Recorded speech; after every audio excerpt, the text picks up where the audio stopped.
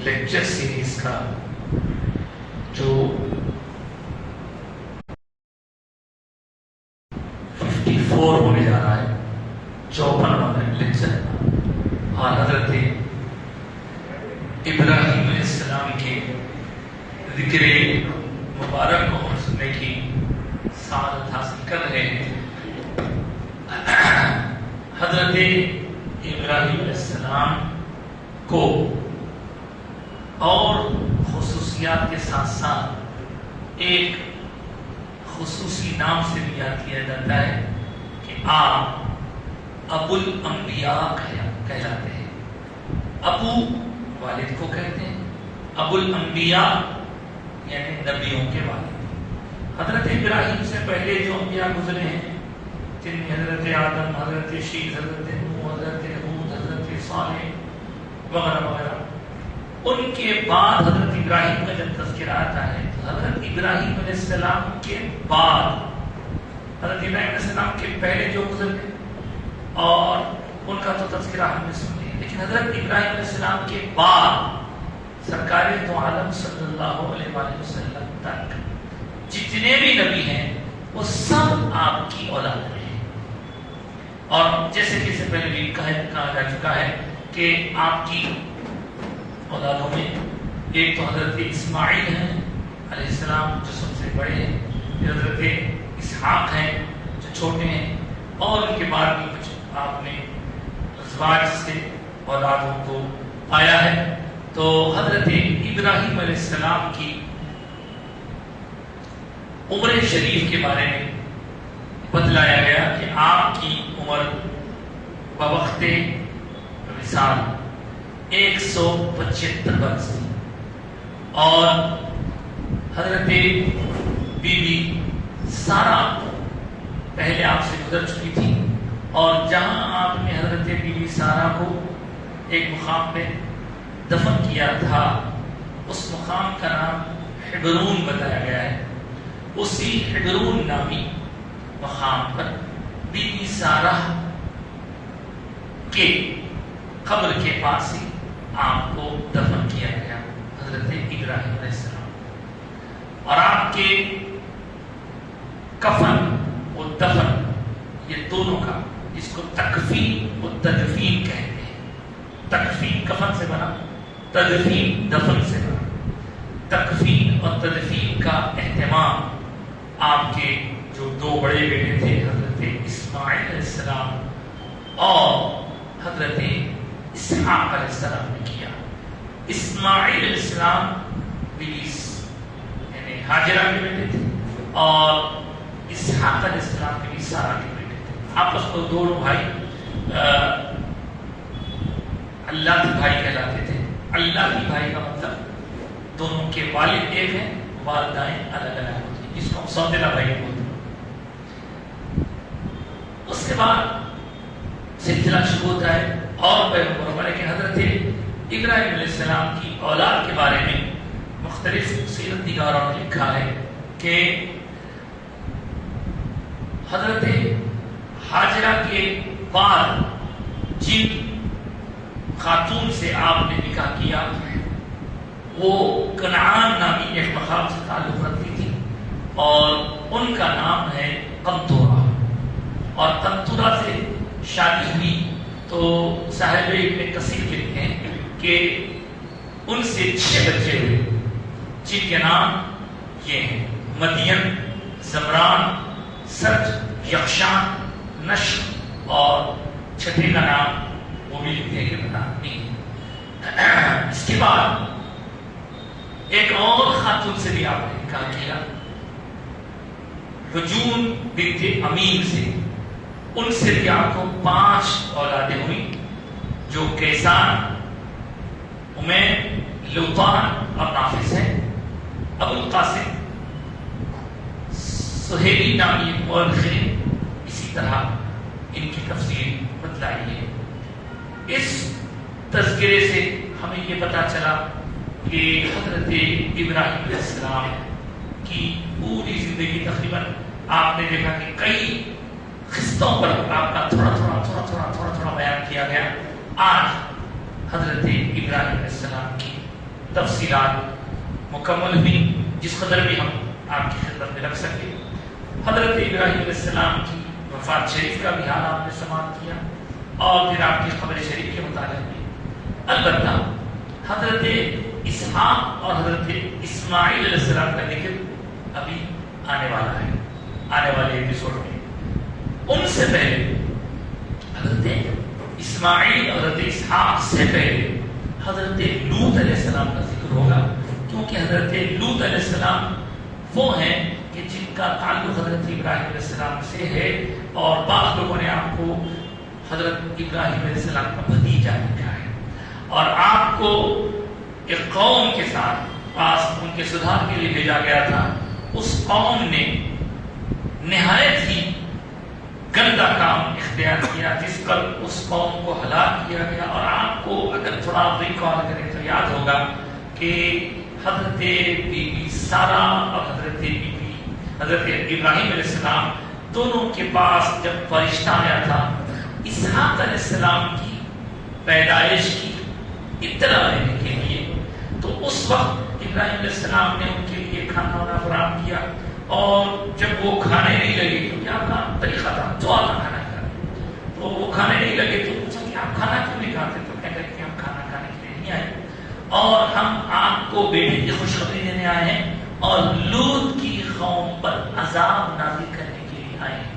تو اس طرح حضرت ابراہیم علیہ السلام کے واقعات کے فوراً بعد لوط علیہ السلام کے واقعات ہم سنیں گے انشاءاللہ. آنے والے جمعے میں حضرت لوط علیہ السلام کا قصہ سنیں گے, ان کی قوم کیا کرتی تھی, وہ پھر ان کے اوپر کس طرح عذاب آیا وغیرہ سنیں گے انشاءاللہ. آج کی گفتگو ہم یہی روکتے ہیں پچھلے انبیاء کی حیات مبارکہ, ان کی سیرت کے حوالے سے. اب ہم آتے ہیں حضور اقدس صلی اللہ علیہ وسلم کی سیرت پر. جیسا کہ آپ کو بتایا گیا سیرت خاتم الانبیاء یہ لیکچر سیریز میں ہم انبیاء کا بھی ذکر کر رہے ہیں اور خاتم الانبیاء کا بھی ذکر کر رہے ہیں. یہ خاتم الانبیاء ہم نے نام اس لیے دیا ہے تاکہ سب کو یہ میسج ملتا رہے کہ حضور کے بعد کوئی نبی نہیں ہے, کیونکہ آج کل اس طرح کے بہت سارے فتنے اٹھ رہے ہیں. قادیانی فتنہ تو تھا ہی پہلے سے, ایک اور فتنہ بھی اٹھا ہے جو بازو کی پڑوسی ملک سے اٹھا ہے, وہ لوگ گوہر شاہی فتنہ ہے. وہ گوہر شاہی لوگ بھی بڑے ہی فتنہ باز ہیں اور ان کے بہت سارے طور طریقے ہم سے ملتے جلتے ہیں, ذکر اذکار وغیرہ کرتے ہیں تو لوگ سمجھ رہے ہیں وہ صحیح ہے, وہ بھی آؤٹ ہے. اور یہاں ہندوستان میں کرناٹک کے مقام پر ایک شخص شکیل بن ہری بول کے وہ رہتا ہے, اس کے بھی بہت سے فالوور بڑھتے جا رہے ہیں اور ان کو صحیح معلومات نہیں ہے. صحیح معلومات یہ ہے کہ حضور کے بعد کوئی نبی نہیں ہے, نہ ہے, نہ ہوگا, نہ ہو سکتا ہے. حضرت آقائے دو جہاں صلی اللہ علیہ وسلم کے خاتم الانبیاء ہونے پر جو خصوصیت ہے اسی بنیاد پر اس لیکچر سیریز کا نام جب میں سوچ رہا تھا تو میرے ذہن میں یہی آیا کہ خاتم الانبیاء لیکچر سیریز. تو جو خاتم ہے حضور کا بھی ذکر ہوگا, انبیاء چلے گزرے ان کا بھی ذکر ہوگا. تو ہم حضرت ابراہیم علیہ السلام کے ذکر کے بعد سرکار کے ذکر کی طرف بڑھتے ہیں. تو سرکار کے ذکر مبارک میں آپ کو یاد ہوگا ہم نے عرض کیا تھا گزشتہ سورہ یعنی لہب کے بارے میں, اور یہ بھی آپ کو معلوم ہے کہ لہب نامی جو شخص گزرا ہے جس کا نام ابو لہب ہے, اور وہ ابو لہب رشتے میں تو حضور کا چاچا لگتا ہے, لیکن وہ اس قدر حضور کو ستانے والا اور اس کی بیوی اس قدر ستانے والی تھی کہ جب رسول پاک صلی اللہ علیہ وسلم نے صفا کی چوٹی سے اعلان فرمایا کہ مجھے اللہ کا رسول مانو, اللہ ایک ہے, اس کے بارے میں یقین رکھو, تو اسی ابو لہب نے سرکار کا چاچا تھا, اس نے ایک نہایت ہی نازیبا جملہ حضور کے لیے استعمال کیا تھا گستاخی کرتے ہوئے. اس گستاخی پر اللہ نے جواب دیا, آپ سن چکے ہیں. اب اسے ایک دل میں یقین تھا کہ میں بڑے بال بچے والا ہوں, میرے پاس مال دولت ہے، سب لوگ ہیں، تو مجھے یہ لوگ بچا لیں گے۔ محمد صلی اللہ علیہ وسلم جو عذاب سے ڈراتے ہیں، دیکھو اگر ایمان نہیں لاؤ گے تو عذاب ہوگا، کس عذاب سے ڈراتے ہیں؟ اللہ کو مان لو نہیں تو اللہ سخت سزا دے گا، وہ سزا سے ڈراتے ہیں، تو اس سزا سے مجھے بچا لیا جائے گا۔ کون بچا لیں گے؟ میری بیوی، میرے بچے، میرا مال، میں نے جو کما کر رکھا ہے۔ تو اللہ تعالیٰ نے اس کے اس گندے خیال کا جواب دیتے ہوئے فرمایا تبت یدا ابی لہب، ابو لہب کے دونوں ہاتھ ٹوٹ جائیں، ما اغنا عنہ مالہ وما کسب، اس کا مال اور جو کچھ اس نے کمایا ہے، اس کی اولاد، وہ اسے نہیں بچا سکتے، اسے فائدہ نہیں پہنچا سکتے۔ کسے نہیں بچا سکتے؟ کہا سیصلی نارا ذات لہب، اللہ اکبر، وہ عنقریب ایسی آگ میں جھونکا جائے گا، عنقریب ایسی آگ میں جھونکا جائے گا کہ جو بہت ہی شعلوں والی ہے۔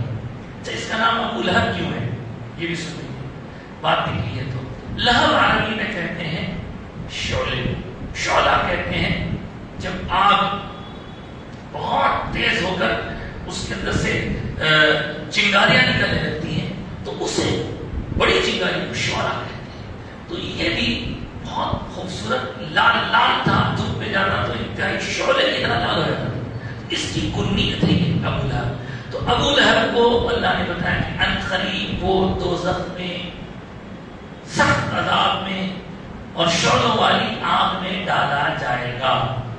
اور آگے فرماتا ہے وَامْرَأَتُهُ حَمَّالَةَ الْحَطَبِ، اور اس کی بیوی، اس کی عورت، اس کی جورو بھی اس میں ڈالی جائے گی، حَمَّالَةَ الْحَطَبِ، اور وہ جو لکڑیوں کا گٹھا چن چن کے لا کر آگ سے کیا کرتی ہے، اس کو تکلیف پہنچاتی ہے، اس کو بھی اس میں ڈالا جائے گا۔ فی جیدہا حبل من مسد، اور اسے ایک موٹی رسی کے ذریعے عذاب دیا جائے گا۔ چنانچہ اس کے بارے میں بھی آیا کہ وہ بھی بہت ستاتی تھی حضور اقدس صلی اللہ علیہ وسلم کو، اور اس کی اولاد بھی ستاتی تھی۔ تو اس طرح اللہ تعالیٰ نے یہ آیت نازل فرمائی۔ اس آیت کے نزول کے بعد جیسا کہ گزشتہ کہ آپ سن چکے ہیں، حضور کی دو بیٹیوں کو اس نے کہا کہ محمد میرے بارے میں برائی کر رہے ہیں، لہذا تم دو میرے حکم کی تعمیل میں محمد کی دونوں بیٹیوں کو طلاق چھوڑ دو۔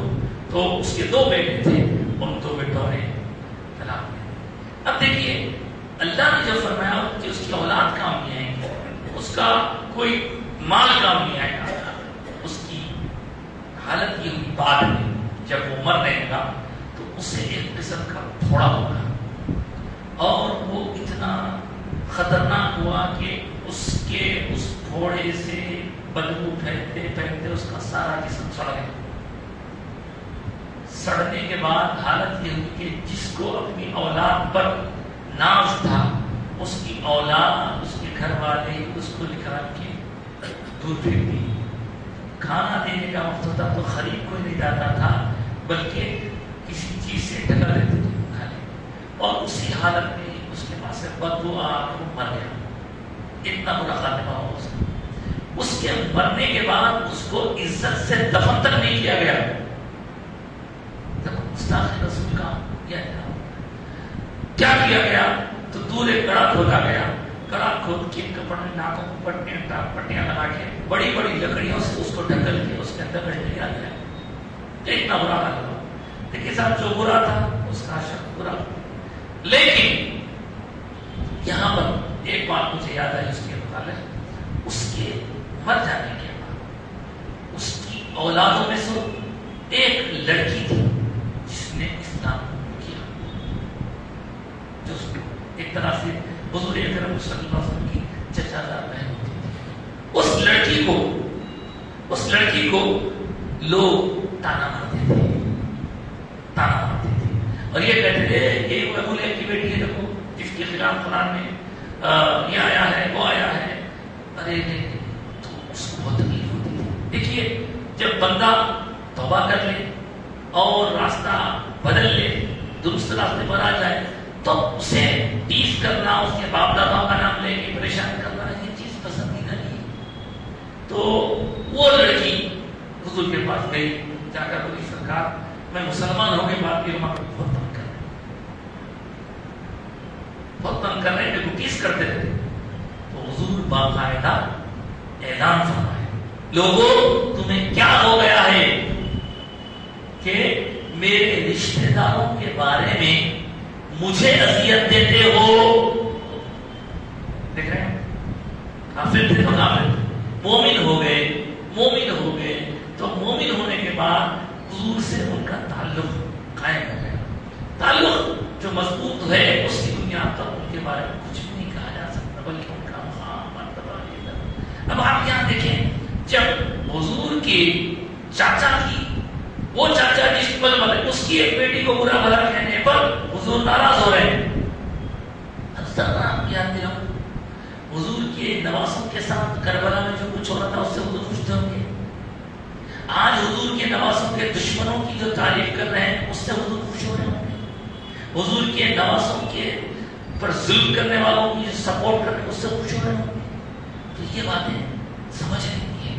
بہرحال سیرت خاتم الانبیاء کی اس تفصیلات میں آج ہم نے ابو لہب کے متعلق کچھ سنا کہ ابو لہب نے جب رسول اکرم صلی اللہ علیہ وسلم کو سنا کہ آپ اعلان نبوت فرما رہے ہیں تو اس نے آپ کا ساتھ نہیں دیا, بلکہ حضور کی مخالفت کی, اور مخالفت کرنے پر اس کا اس قدر برا حشر ہوا. اس کے بعد کی تفصیلات انشاءاللہ مزید آنے والے جمعے میں عرض کی جائیں گی. آج کی گفتگو ختم کرتے ہوئے اللہ سے دعا کرتے ہیں, مولا تو نے قرآن میں جن نیکوں کا ذکر کیا ہے ہم کو ان نیکوں کی صفات عطا فرما.